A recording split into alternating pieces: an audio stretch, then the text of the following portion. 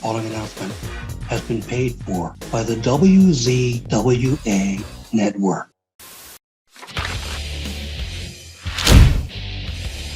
Hello, everyone, and welcome to the WZWA Network. Welcome to my review show here of XPW Merry Christmas 2 from December 17th, 2023, from the AirTel Plaza Hotel in Van Nuys, California. Back in Cali. Hopefully, a better showing than Halloween in Hell 4, which it was. Definitely. Let's crack on with it, hey? The show began with Rob Black making his entrance. The feud between LA and New Jersey continues, where they keep on telling the other city that fuck New Jersey, fuck New Jersey, fuck LA, fuck LA. I don't know why they hate each other. I don't know. Rob states that both titles that SHLAK has will be defended tonight, which is going to be one of my big wag of the fingers later on when it appears he doesn't defend the King of the Deathmatch title later, but he does defend the world title. SHLAK came out, which was great, okay? I'm digging a scenario where SHLAK and Rob Black have to talk to one another. Interaction between Rob and any other talent is always an interesting scenario, please. SHLAK is only defending the world title tonight, he says, because he has creative control in his contract. So he's facing whoever he wants as well. Rob says he's defending both belts, whether he brought both of them or not, because he said that, he only brought that heavyweight title and not the other one because it cost extra. And I'm confused at this point because there was no commentary. And then I went and looked at Ron Nini's Facebook and I saw that he just had what's it called? Hernia operation. And hey, I hope you get well soon, my friend. Anyway, first match on the show. Rob Shit takes on Tarzan Duran. For me, I was like really worried at this point as the match began that there was not going to be any commentary on the show. And to me, I was like, it's not appropriate. And I was like, not even thinking about the fact that they might have a plan going on. So I'm like, just have Rob Black and Jasmine St. Clair commentate the show together, But anyway, the match got underway with Rob Shit and Tarzan Duran. Not a bad back and forth to start the match. These two, honestly, look like they could be a tag team. Too bad we don't have tag team titles in XPW. Maybe one day. Maybe when they start drawing more fans and making more money, they can actually have a tag division and fork out that extra money for those extra people. Tarzan was bleeding. Rob tried to burn him with his lighter. Tarzan made a comeback and the fans seemed to be behind Tarzan. Again, though, I don't understand the obsession with smoking the joint the whole match, because he had him right where he wanted him, but he wasn't trying to pin him. The point of a wrestling match is to try and pin your opponent. I get that this is a gimmick, this is a thing, but to me, for me, it just doesn't work for me, brother. But you know what? Props to him for keeping a joint in his mouth and it's lit, whilst hitting moves and taking bumps. That must be tough. Stephen Jury and Danny Ramirez suddenly popped up on commentary. Now it was hilarious. Now I was happy. Okay. Danny said he was making commentating great again, which is this guy, honestly, Danny Ramirez made me laugh about 12 times whilst he was on commentary. I was happy to hear that Stephen Jury, he appeared to be quite decent on commentary. So props to you, Stephen. Big shoes to fill there with Ron being out. Rob Shit hit a massive elbow drop. Tarzan hit a very interesting. God, I got to get it together. I keep on flubbing words when I say them, and I've been doing that quite a lot lately. I don't know what's wrong with me. he hit a very interesting move to pick up the win. I don't know what the name of it is, but it was a very interesting move.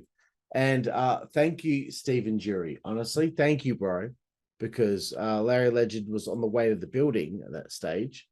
But you held your own, and you're impressive. And you and Danny bounced off each other very well. And I'm going to keep on harping on that as we move forward. Second match, Mecha Wolf taking on Dirty Ron McDonald. All of a sudden, okay, this is one thing. This is nitpicking 101, okay? Dirty Ron has been a heel for every single show that I've ever seen him in. In this match, he appeared to be a babyface, giving high fives to fans at ringside. He didn't cut a scathing promo before the match. I don't like when something like that happens and there's no pretense to it. Yes, I don't watch XPW TV. I don't have enough time to watch it. But Dirty Ron has been a scathing heel for the longest time, the most disgusting human being as a character. Yet he's coming out and high-fiving people and not kissing babies, because why would a baby be an XPW? But he's copped a few losses throughout 2023. He's just started to get his momentum back, and I think it's about time that they started pushing him up the card. And I'm pitching an idea later on, which I think would be necessary for XPW right now, okay? So just hold your horses and wait. Danny Ramirez is killing me, all right?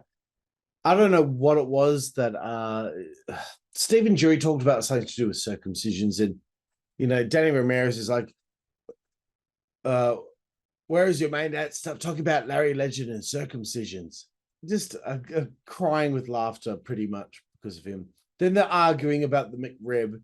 Danny's talking about how great the McRib is, and Stephen Jury's like, the McRib is fucking disgusting. Whatever it was he said, man. This is great banter between the two.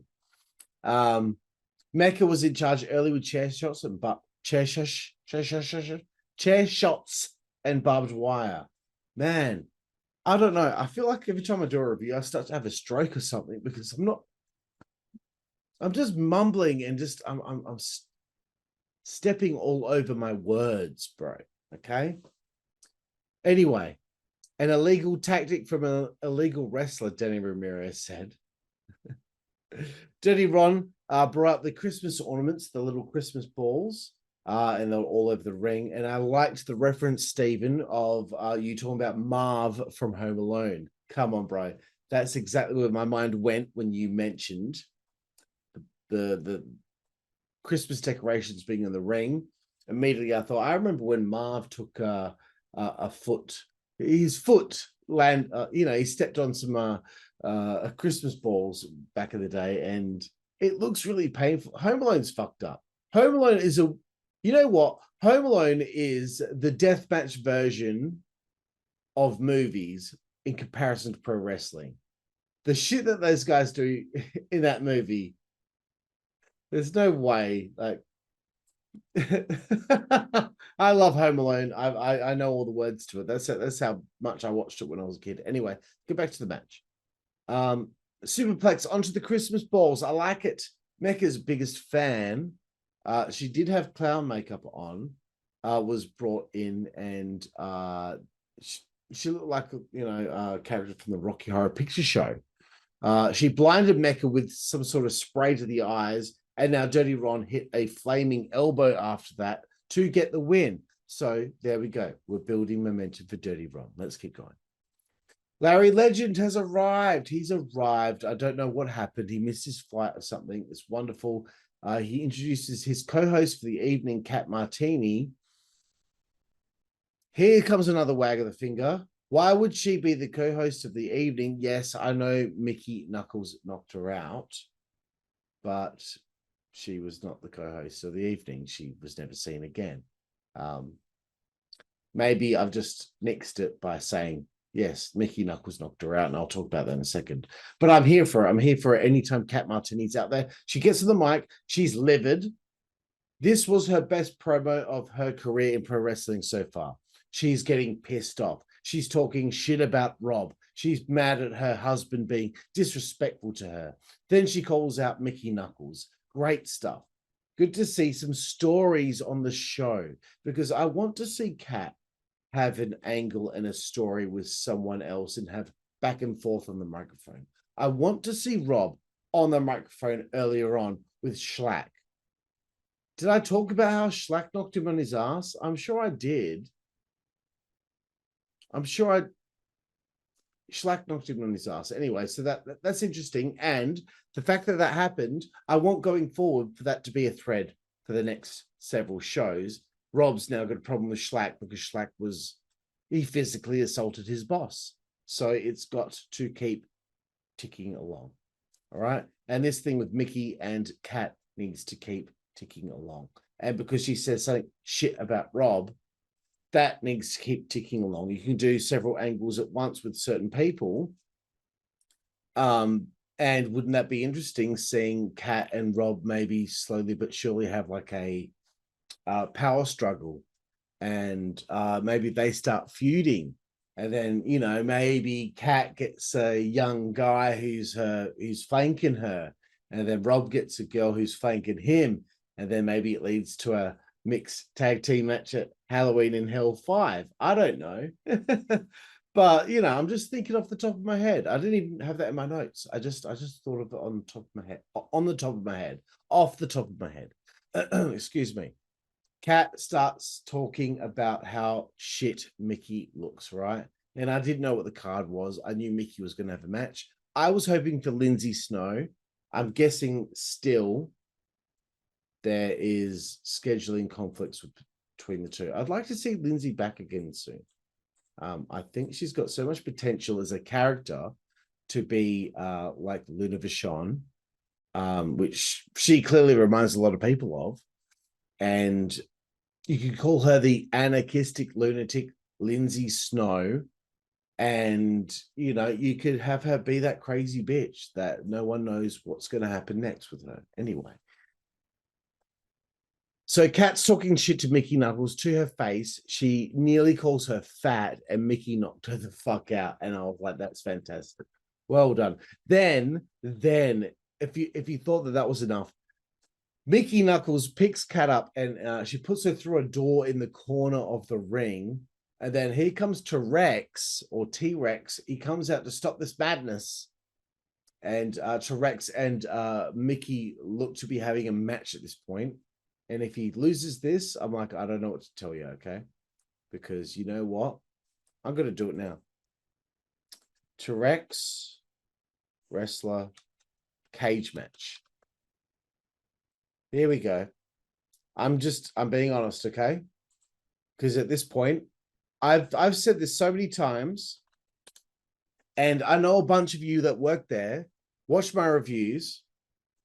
He has had 7 matches in XPW since 2022. Sorry, 8 now.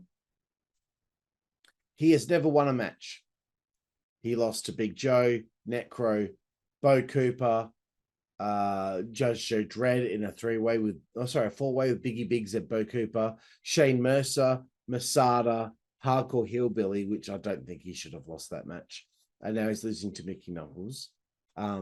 Give him a win. I don't care over who. The guy needs a win. Why would he keep getting booked if he's 0-8? Give the big boy a fucking win over somebody. I don't give a shit who it is. Somebody.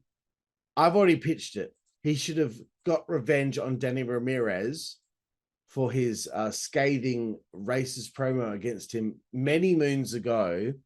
Should have given him like a 2-minute squash match, literal squash, and got a win.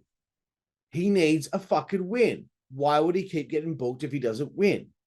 If he keeps losing all the time? Terex needs a win. You know what? Give him 3 in a row. Then I'm going to start caring about him wrestling somebody, because he might seem like a threat, because I've seen him actually win a match. Just putting it out there. Come on, man. Throw him a fucking bone here. So he cops some tubes. The match begins. Larry's now on commentary, which is unfortunate because now Danny's gone. I would have loved to hear Danny and Larry bounce off one another. Trust me, Stephen, Jerry, and Larry were fantastic. in the absence of Ron Nemi. But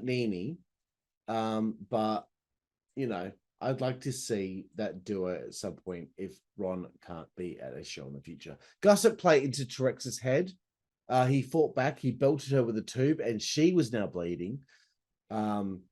Larry Legend is talking about how when Terex hit her with the women's title, that was the title belt that Cocaine got snort, but then something happened, and I did get to hear the end of the story. So someone has snorted cocaine off the XPW women's title, and beforehand it was owned by Ludak Shaitan, who's not on the show, which is very unfortunate because I've become a big fan of hers. And Ludak, if you see this, I would really like to interview you for my podcast. Mickie grabbed his dick and twisted it, and Stephen Jury made sure to mention that because, as the popular YouTube video says, grab his dick and twist it. Larry was killing me when Terex shoved the corner of the end of the Christmas tree up her bumhole. He said, she got a whole asshole full of pie. I'm like, what are you going on about? Full of pie? I want to walk around in Larry Legend's brain and see how quickly clever shit is created by the little workers in there to be sent to his mouth, because that guy, he is so witty and quick with that wit. Stephen Jury was picking on Larry for his fashion sense, and Larry goes, how dare you? Like, how dare you? Like, he was so serious about it. How dare you insult my fashion? Props to XPW, though, as well. For the Christmas-related weapons, we got a carpet strip with tinsel, a Christmas tree with barbed wire, that thing that Dirty Ron had that had the Christmas lights around it. Very cool. Mickie got thrown into a TV, and this was a really fucked moment of the match because she looked fucked. And the camera angle showed just a white eye, and I'm like, is she dead? Is she dead and no one's aware of it? It looked like a bad angle, but she was clearly okay because she kicked out of the pinfall attempt. By the way, Terex, if you see this, brother, this was your best match out of the 8 that you've had in XPW since 2022. This was the best match, your best showing. You were made to look good out there, so maybe also props to Mickey Knuckles for that. It really clicked. Terex got worn out with a door. He landed on the tubes, and then she hit the senton very ferociously. Boom, boom, boom. Very ferociously, which made it exciting to watch, and it got us a finish that made me think, oh, that was a great finish. And then she went over. And it felt realistic because, you know, you think a big bastard like Terex would get the win over Mickey Knuckles, but the way that they went about the finish made it make sense that a female would beat a male. And I'm sorry for going down that road, but I'm not big on intergender wrestling, okay? But the way they went about it made it realistic, okay? Coming up next, Maga Butcher with Maga at ringside without the hardcore hillbilly. I know he was in a sling last time, so maybe he's just recuperating, but I hope he does come back because, again, I really don't like this whole thing that's been going on with XPW where it seems like someone's there for a cup of coffee and then they fuck off. You never see them or hear them again. Yes, I know that there was a post on Deathmatch Elite this week about Sage Sin Supreme, aka Becky Hate, and they responded. XPW staff responded saying, you know, don't think the worst just because of this, but at the same time, she was mid-angle when she disappeared. That's why people are getting confused, and I'm just putting that out there. I'm not criticizing. I'm just putting that out there, okay? Because it seems to happen quite a bit, you know. Tessa Blanchard does this thing where she helps Alex Colon, and it looks like that they're going to be a group going forward or a team going forward, and then all of a sudden Alex drops the belt. She hasn't been seen from since, and it seemed like she was kind of mid-angle going after Ludak and that women's title, and you just don't hear from it or hear from them again. So it might be good to get the commentators to just be honest and say, look, this person was here, now they're gone. As a fan, I was always confused about why Sage Sin was suddenly gone or Becky Haight was suddenly gone when it was clear that she was in the middle of an angle that was headed somewhere. So we need context. We need to know why. You know, we need to know, we need to know why Drake Younger's wrestling for Circle 6 and not XPW when he broke his back this year and he's already back in the ring. Well, as an XPW fan, I don't watch fucking Circle 6. I don't watch the other deathmatch companies. I watch CZW where they put on a tournament, but I want context. I want to know what the fuck's going on. You know, you guys are so big on shooting. Maybe every time, you know what? Rob comes to the ring, Rob cuts a promo. I want Rob to shoot more. I want Rob to be honest and explain to everyone why something or so-and-so is not there anymore, why something happened and why they're not coming back. Be honest. Shoot the shit. Come on. Rob Black is the best person to do that because when Rob Black is speaking, everyone is listening because he's charismatic and you never know what he's going to do next. You never know what he's going to say. And as I said to Chris Kloss when I interviewed him, XPW is like Guns N' Roses in the early 90s. You didn't know what the fuck was going to happen. There was a danger in the air. You didn't know if it was going to be a riot at the end of the show because Axl Rose was so insane. All right. Have Rob be the Axl Rose here of XPW. Have him be the one that spits out that narrative and you know, even if it's a bunch of bullshit because he's being a heel, still, I want to hear why Alex Colon isn't there when Alex Colon was clearly starting to cut some shoot promos against Brett Lauderdale and GCW. You know, for me, something as small as that is exciting. It's exciting to me to be sitting there and be like, oh, what are they going to say next? You know? So anyway, look, let's move forward, okay? Maga Butcher with Mega Maga, JD Horror, no Huckle Hillbilly. Good close-up of Jasmine as she was making an entrance. I've been talking about this for some time. And Shannon, Rob, Kat, if you see this review, you need to tell your production company that shoots the show that we need about 4 or 5 more close-ups of Jasmine during the match, depending on how long the match is. If the match is 20 minutes long, okay, like maybe 5 to 6. If it's 10 minutes long, okay, maybe 3 to 5. You know, you're paying for Jasmine to be there. You're paying for her presence on the show. She's the queen of Xtreme now, right? You're paying for her to be there. I'm paying for the pay-per-view, $19.99. I want to see her on the screen a bit more because guess what? She's gorgeous. She's hot. That's what XPW is about. You know, you're going to see hot chicks with all the sexy things that make them sexy out there, and you want to look at them. And she's not just that, though. She's a character. She is the manager of Maga Butcher. You want to see her. You want to see her reactions. They cut to Paul Heyman when Roman Reigns has a match to see his reactions. It should be the exact same thing. You watch Francine in ECW. Shane Douglas makes his entrance. There's a nice tight shot of Francine. During the match, she's hitting the mat, giving some, you know, compliments, trying to get Shane into the game, and you get those close-ups of her. Okay, and I'm going to mention this stuff later on. It is imperative because why are you paying her to be there? Why is she even there? If she's only getting like 2 close-ups a match, there's no point.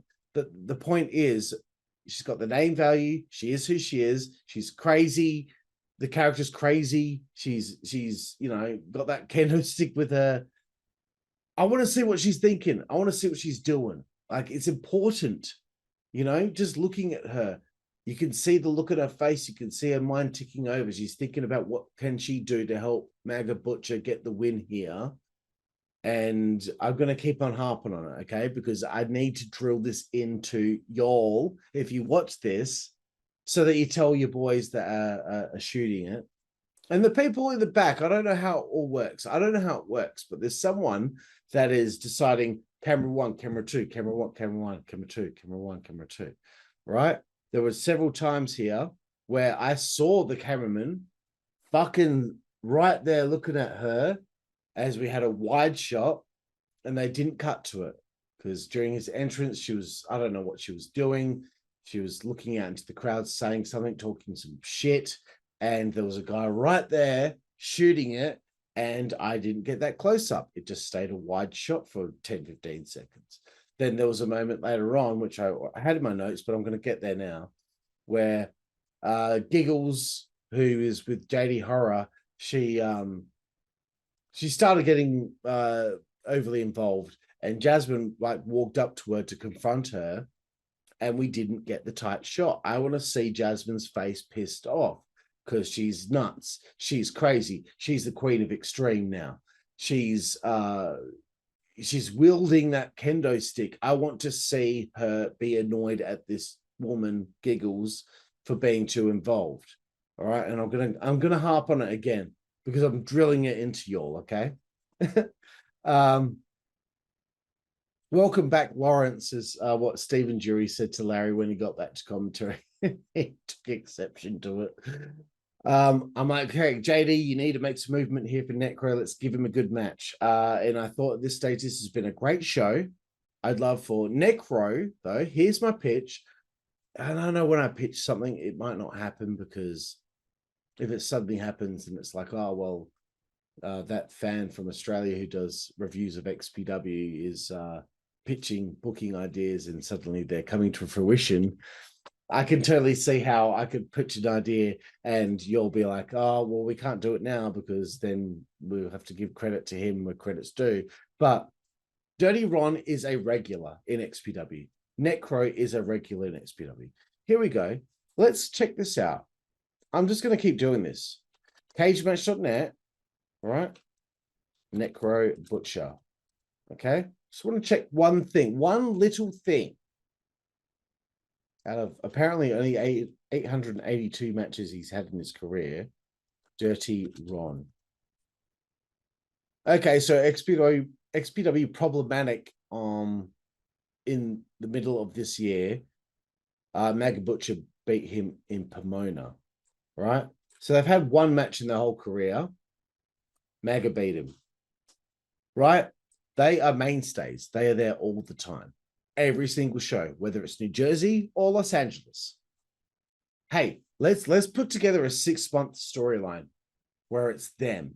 If they're going to be at every show, Maga hasn't had a storyline since the SHLAK and Masada thing that happened, a little while ago, which was a really great story. I was really like on the edge of my seat for that every single show, wondering what's going to happen next. Hoping that Maga might have Toby Klein be his tag partner. Atticus Kogar was a good choice still, though. But if Ron's going to be there, who hasn't had a story in a while since he was interfering in shows and did the thing with Sabu and all that. Okay, they've been there a while. Let's put them together. Let's think of an angle. Okay, let's do something with them too, because they're there all the time. And they have not had an angle for a little while. Just being honest. I think that'll be a great idea. It is a great idea. And I'm also giving myself props for coming up with that idea. So yes, Jasmine and Giggles had a confrontation and they didn't cut to a shot of Jasmine when the camera was actually pointed at her. I'm telling you, you're paying for her to be there. I've said it before, just before. You're paying for her to be there. It can't be, it's not chump change. She's not coming in for a short fee. She's getting her flights paid for, I'm sure, to go to each town or city when you have your XPW pay-per-views. So get your bang for your buck by having her on the screen more. It sells it better because she is very good at what she does. Anyway, Maga got his boxing skills over. JD went after Danny Ramirez for some reason, and that made me laugh because of how much of a pain in the ass he was on commentary for Stephen Jury earlier. He's just a menace, whatever he does. I'm really digging the Danny Ramirez character. I think it was a great decision to have him be a character instead of just being a referee. Butcher with the rails again. He hit a senton onto the rails on JD. He slammed a barricade on JD Horror off the top rope or second rope and got the win. We'll be honest though, JD Horror didn't do anything what's the word I'm looking for here? JD didn't get to do anything that gave Jesus, why can't I think of the word? It's fucking annoying when this happens. It's fucking 12:15 a.m. right now, and I can't think. I didn't get to see a presentation of JD Horror where he got to shine a little bit. That's what I'm trying to say. I just felt like he just copped a whole bunch of shit. But I wanted to see JD Horror do something that made people be like, man, I can't wait to see JD Horror next time. He just was Maga's job guy tonight. And I don't mean that in a derogatory way. Anywho, glad that Maga got another win. We need to keep building him up because he's a mainstay. He's been doing a great job over the last few years. And you know what? I really do hope at some point he's rewarded with this by being given one of those championships that SHLAK has. By the way, near the end, we finally got a nice close-up of Jasmine. We needed more, but Jasmine, if you see this, you looked hot in red, my friend. Okay. Intermission was next. Instead of music videos, though, I'm just going to throw this out there as well. Any storyline stuff from XPW TV would work because, look, some people don't have the time to watch your XPW TV show. So that's a perfect opportunity to pick people up on the stories that you're telling on XPW TV and not just spending that whole time with music videos, okay? Because you got these music videos and it's promoting people that haven't been there in months. You know, fair enough, you need to fill it with something. And I'm glad you're doing that because back in the day, I used to complain about the fact that the intermission was just a wide shot of the ring. And Chris Kloss just had to try and fill that 20 minutes of time or 15 minutes of time with banter, you know. So I'm liking that you filled it with music videos, but XPW TV should take precedent over the music videos because that's the stories being told. And it's going to bring people up to speed if they're only watching the pay-per-views like I am. Let's keep going. I hope I'm being constructive. You know, I enjoyed this show. And I hope my constructive criticism can help in some way. Larry Legend in the ring again, our party host with the most on the West Coast, just like I am with the Insiders Edge podcast. It's time for the Xtreme Lap Dance. Please tell me this has been put together properly, okay? Because I've been worried when something like this comes along because the two Miss Extreme contests were a fucking debacle, lads. Out comes Taylor Nicole, the porn star, to Numb by Rob Zombie, which is my #1 sex song. I like to do the wild bang to the song Numb because it's just asking for it, isn't it? So yeah, she's super, super hot.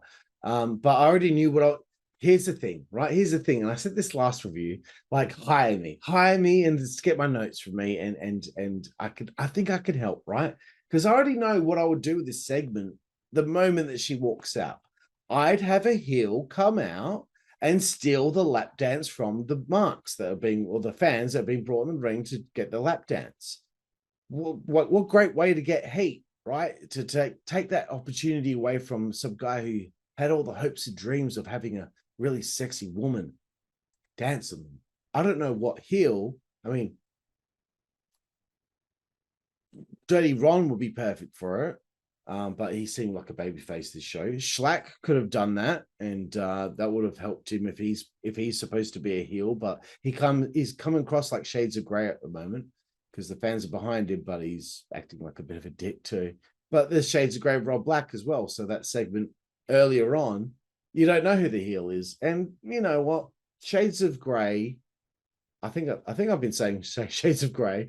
Shades of grey are important because not everybody is inherently good and not everybody is inherently bad. There's sometimes a little bit of a mix of both. You know, I think this would have been a great opportunity for a heel to get over. and take that spotlight and put it on them, and have Taylor not even want to like dance on them, and then maybe it ends in them. Yeah, I'll get to it. Okay. So a guy in red got chosen. His name was Simon. So I was like, okay, this is okay so far, but I'm waiting for something to happen. Again, I'd have a heel interrupt and have the fan chosen be a plant, and they nail the fan and demands the lap dance. Then a babyface makes the save and a match takes place. That was my idea, right? So she said the next person to get a dance, because they had two wrestling fans in the ring. She said whoever screams the loudest gets the next dance. The second guy screamed louder, and she chose the guy who screamed less loud. And I'm like, oh, come on, just that's the smallest detail, but at least make that one thing make sense. Why would she say that and then go with the guy who didn't scream as loud? Come on. Every segment that you do in XPW needs to do business and not just be there for the sake of it. Okay? Here's my big problem with the segment, okay? I wrote, some chick just came out and destroyed them with a tube as Taylor was like upside down with her head in his lap, but with her back facing him and her legs in a Y shaped, the letter Y shape. She nailed them with a tube. The fans sold it well. Taylor sold that. You know what? Taylor Nicole, I think her name is. She sold that very well. Good job, because a lot of people that come into it that aren't in the wrestling business will fuck that up. Like when Machine Gun Kelly got powerbombed off the stage by Kevin Owens, and like 2 seconds later he was standing up and walking off. Idiot. How hard is it to remember to stay down, you stupid fucking idiot? I'm getting mad at Machine Gun Kelly during a XPW review. So good selling from Taylor, and I'm like, who the fuck is this chick? She was incognito, bro. Like I couldn't figure out who she was, because when I was looking at her, she's just too disguised with the sunglasses on, and it was J Love apparently, who was a part of the fucking Miss XPW contest, right? We needed commentary in this segment because I didn't know who she is. I needed the context. This segment should have been for Becky Haight. This should have been for Sage Sin Supreme. This makes all the sense of the world for her to return for something like this. I don't know what the situation is. It seemed like she will be coming back because of what I saw in that post on Deathmatch Elite. But I'm like, who is she?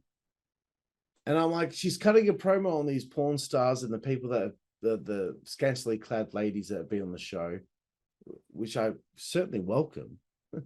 I love hot chicks. I like boobs. I like bums. But I didn't know who she was until I think Larry Legend said the word J-Love, the name J-Love. I'm like, okay. But here's the thing. Does this do business? Where does it lead from here? Because it won't lead to anything. How is it going to lead to anything? J-Love is not a wrestler.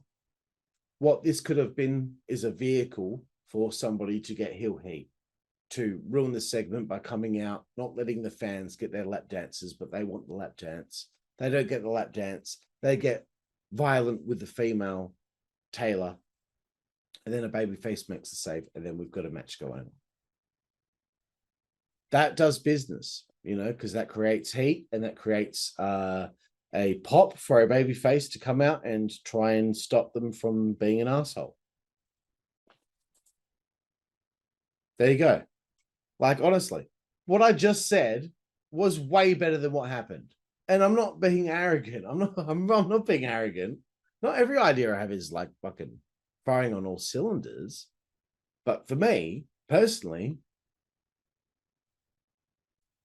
what I said about the Miss Extreme contest last time, what I said was way better than what we got, because it was all fucking confusing, okay? I'm right. Thank you. Coming up next, XPW World Heavyweight Championship on the line. SHLAK takes on Bestia. Say. Bestia was in charge early here. I was digging the fact that Bestia was the challenger, because Bestia is not just good at doing the deathmatch stuff, but he's actually good in the ring, just like Mecha Wolf.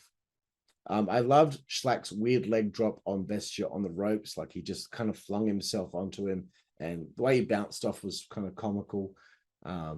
Not in a way I was laughing at him. I was just, It's just funny how the body bounces off some of these things that you use as weapons in XPW. Schlack was in control.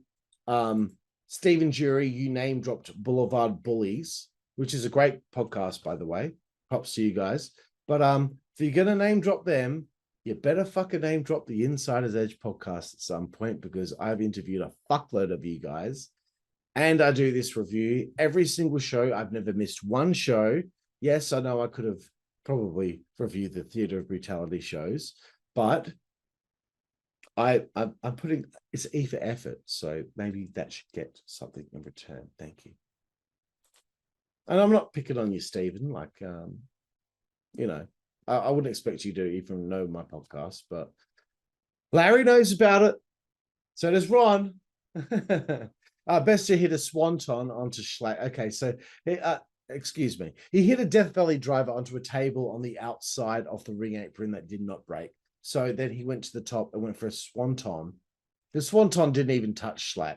And the angle that it was on, there was no way that was going to end up being safe, right?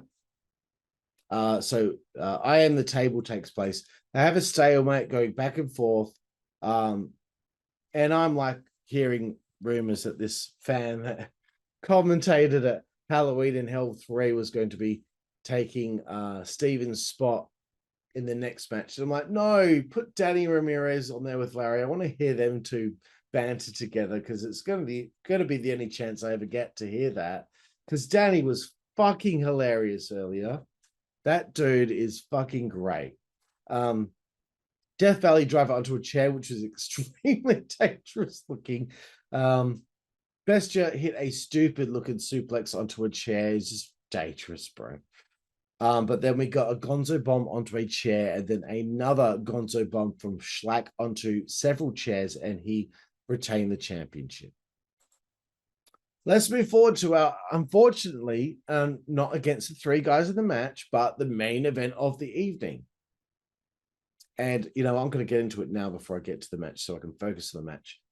You're talking about how the fact that Schlack is supposed to have two matches and defend both belts on this show. I don't know what the idea was initially, and if something happened, maybe Schlack felt like shit after his match with Bestia, and there was no way he was going to be able to do double duty on this show. But you promoted something. We got to have something happen. We got to think on our toes here. You can't promote something and then not have it happen, because now it looks like Rob Black's a fucking bitch. Rob Black had a night. He was saying, no, it doesn't matter what Schlack has to say in his supposed creative control. He's defending the two titles in different matches tonight, and then it doesn't happen. And the biggest problem, though, was commentary weren't told to say anything about it, right? I know I'm nitpicking a little bit, but I've been reviewing XPW now since 2021. It's time for me to start giving some real strong criticism just to help. And I'm offering ideas. It's not like I'm saying that was shit and not coming up with something good in a retort. That's just me. I think it's important that I start nitpicking a little bit too much, because if it were me, no. You can't go on about him having two title matches and then not deliver. And if you can't deliver it, then you need to be honest and have the commentators say, hey, Schlack's fucked up and he can't defend the other title. Anywho, let's go on with the main event. Eric Ryan, Judge Joe Dredd, and eventually Homeless Jimmy, my homie, my boy. Homie Jimmy is what we should call him. Joe Dredd, last show in Los Angeles, I was very critical of you. I was not happy with your match with Maga Butcher, but I'm very happy with your performance here on this show. Thank you for wearing the gear for your entrance. Thank you for having the gavel. You've kept that character thing going. That's what we need. Okay. Guy on the commentary, the fan, who I barked pretty loudly about him last time with Bonini at Halloween in Hell. He calls himself Wax, and I'm like, can we come up with a different name? Because there is a deathmatch wrestler called Wax who has wrestled for XPW in the past. So can we maybe come up with a different name? Because I'm like, oh, is it the wrestler? And I'm like, nah, it's not. It's definitely not. I don't know what the actual Wax sounds like when he talks, but it's not him. So I felt like Larry responded to my feedback from Halloween in Hell 3, because I had said during that review, who the fuck is this guy? I need to know who the fuck he is, because it's fucking confusing as a fan, not knowing who the fuck I'm listening to. All of a sudden, Ron Nemi was just being joined by this guy, and I'm like, who is he? Why is this happening? Anyway, I'm gonna say this though. I've got no problem with this guy, Wax. I don't know if it's WHACKS or WAX, but either or. He didn't do too bad of a job. Like the comments he was making, like he wasn't awkward about it. So good for him. But it is what it is, right? I would have had Danny Ramirez back out there with Larry, because I think those two, just listening to those two talk would be fucking hilarious. Michinoku driver onto the ladder on the outside. Homeless Jimmy's theme hit soon after that. What a nice surprise that was, and it became a three-way, very ECW style. Homeless Jimmy was in charge as he got out there. Unfortunately, I didn't write as many notes as I did for the other matches. Joe Dredd hit a very cool double clothesline of both of them, although that was certainly not going to be enough. This match had been good. Homeless Jimmy was slammed onto a shopping cart, a shopping cart by Joe Dredd, who, again, props to you, Joe. You did not botch this show, like you did at CZW Tournament of Death 20 and the last show. You were a little bit more on point than usual, so I'm giving you props because you made a concerted effort to make sure that this time I'm going to fucking nail it. I'm in the main event. I better fucking nail it. And you won the main event. You made Eric Ryan Tapp, who actually beat, was it an Arrow Boy to become number one contender for the King of the Deathmatch title, never got his title match. I think maybe Eric needed to cut a promo before this match complaining about that, just to keep that little thread of story going on. And you know, it would be nice to get like an explanation as to why. Like there should be an Eric Ryan Rob Black confrontation in the near future, if not already happening by now, because I believe Eric talked about him on the mic at the last show, or was it the show before? Either way, Joe Dredd desperately needed a win. He needs to get, if you want to go with him, because he seems like he's been a mainstay, and clearly Rob and the crew like him there, despite some of my criticisms. I can see his concerted effort. I can see that he cuts passionate promos. If you want us fans to take him seriously, he's got to keep getting those big wins, right? And he's got to be put in situations where the match has been laid out right, so that when he wins, it doesn't look like a bunch of shit. It looks like this guy kicks some fucking ass. If you want him to be a threat, make him look like a threat. That's all I wanted to say about Judge Joe Dredd there. But hey, this was a fun show. I'm going to give it a 7.5 out of 10. That might sound like a bit low, but you know, I think it was slightly above good. It was a great show, but it wasn't excellent. It wasn't amazing like WrestleMania 17 or ECW One Night Stand or XPW Night of Reckoning is still my favorite XPW show that's ever been. That got a 9 out of 10. But look, it was a great show. I really had fun, and even though there were a few hiccups with the commentary because of Ron being out with his surgery, etc., you know, I had fun. What else can I say? What else can I say? What else can I say to be constructive with the criticism? No, it was fun. I would like at least 3 running angles going from show to show. So, okay, let's lay it out there. I want a Cat angle, I want a Rob Black angle, and I want a Maga Butcher angle, whether it's with Dirty Ron or whatever. And maybe Rob's angles with Schlack and Cat's angles with Mickey Knuckles. Let's keep that going for a while. Let's keep that going for a while. Let's keep having an angle for 3 different people or 3 different angles on shows that are threading through each show that takes place. Then it won't matter so much that we've got a lot of cold matches on the show, because at least we're getting story here and there. that we know is going to build to the next show. I know it's difficult being a company like XPW where you don't know month to month if someone's schedule is going to line up. But it also helps to make and record pre-tapes at your shows just in case somebody can't make something, and you can put together, I don't know, like say Dirty Ron can't make the next show, but you want to start this angle with Maga Butcher. Let's say that they started an angle, right? But the next show after that, Dirty Ron might not be able to make it because he's doing something else. If you already pre-taped something that happened at the prior show, you can just do it just in case. You can have Dirty Ron attack Maga backstage or whatever to be put on this show, and then Dirty Ron gets arrested and taken to the cop shop. Something like that.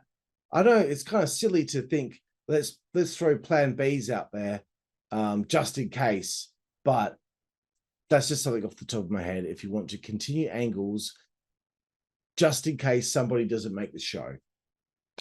Just a thought. Anyway, 7.5 out of 10 for XPW Merry Christmas too. So thank all of you out there for checking out my review here, especially Leah. And I've had a great time once again, and I'm really looking forward to 2024 for XPW. And I really hope that they can start to build the attendance up a bit more, because it just seems like the attendance keeps thinning. And I don't know what needs to be done.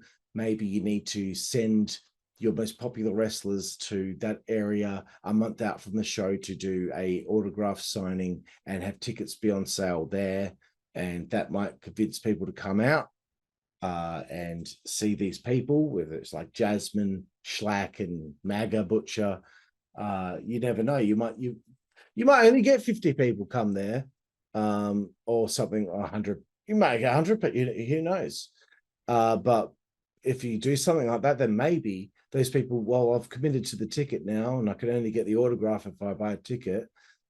So I'm going to have to go to the show. And then maybe that builds. Maybe that builds something later on, you know. But other than that, look, I'm going to pitch one idea, okay? And I know that there is no chance that this idea takes place, right? I don't know if I did this last time. Did I? Okay, this was my idea, right? So Chris Kloss used to be the commentator for XPW, and he got shit canned. But I think fences can be mended very easily, because if anyone's passionate about XPW, it's Chris Kloss, right? And I'm sure he would love to be back in some way, but you know, you got a commentary team there now. You got Rod Neamy and Larry Legend. So what I would do is I would have Chris Kloss. This is the angle I'm pitching that will never happen. Chris Kloss interrupts the show, grabs the mic, and he cuts a shoot promo on Rob Black and XPW and how he got shit canned, even though he's the one that cares about XPW more than anyone. And he starts compiling a group of people, a group of XPW originals who are seeing what's happening to this new XPW and the controversy and corruption that's taking place with Rob Black, the character. So he enlists the likes of Homeless Jimmy, Angel. Maybe we try and get Chaos. Maybe who else is there? Sage Sin Supreme comes back, you know, she's Supreme's family member. Maybe she comes back and gets involved in the angle. So there's 4 people. We need one more, right? I mean, it'd be good to have a few more. I don't know. Maybe there's no way it's going to happen. There's no way. But imagine that last person was the Messiah. Imagine fences were mended there, and they decided to do business. You want to pull a fucking crowd in LA? Oh, I'm telling you, you build this for months and months and months. You have an in-ring confrontation, back and forth promo, shoot promo style between Rob Black and the Messiah. And then here comes more fantasy booking. We lead to, like, because I consider Halloween in Hell the big show, even though they consider Karlifornia the big show. But the Halloween in Hell 5, oh, imagine like Rob Black enlisted the services of, geez, I don't know, like, I guess SHLAK kind of represents the new XPW, right? So imagine they start getting along, and it's Cat Martini, Rob Black, either at ringside or in the ring. No, at ringside. Cat Martini and SHLAK taking on the Messiah and Lizzie Borden. You bring her in to side with Messiah. That content, them talking about all that stuff in the ring, promo-wise, would be just, come on, who wouldn't want to see that? Who wouldn't want to see that conversation take place, right? Messiah, Lizzie, Cat, SHLAK, and if Messiah and Lizzie win, Messiah gets 5 minutes in the ring with Rob Black. Oh, come on. Come on. That would work out a fucking treat. And then you have the other crew, the old XPW crew, be represented on that show too. And you could have like kind of like a series between new XPW and old XPW. Just throwing it out there. I know it's not going to happen. There's no chance that fucking happens. But here we are. An hour into this review. I've put in my heart and soul into this review, and I hope you all enjoyed it. So once again, Karlifornia, WZWA Network. Check out my exclusive interviews on this channel on the Insider's Edge podcast with Homeless Jimmy, Veronica Kane, Larry Legend, Ron Nemi, SHLAK, Masada. I still want to get Maga Butcher on the show. I've interviewed Cat Martini. I want to interview Rob Black. I've interviewed Messiah. I've interviewed a plethora of XPW talent. Lindsay Snow, who's been there. I'd like to interview Ludak Shaitan at some point. I'm always looking for the next XPW person to be on the show. So, okay, that's enough. I'm done. It's time for me to be gone. It's now 1:45 in the morning. So I hope you've enjoyed the review. Shout out to Deathmatch Elite and Outlaw Mud Show and those cool little groups on Facebook that have accepted me in and been cool with me sharing my shit. And hey, Boulevard Bullies would like to have me on the show sometime. Hey, I'd be open to it. That'd be fun. Talk about my experience interviewing deathmatch wrestlers on your show with you. So thank you again, everyone. And I guess we'll see you down the road. Thank you. Network, that's the way we play. Good God Almighty. Network, that's the way we play. Get puppies. Network, that's the way we play. Get. The following announcement has been paid for by the WZWA Network.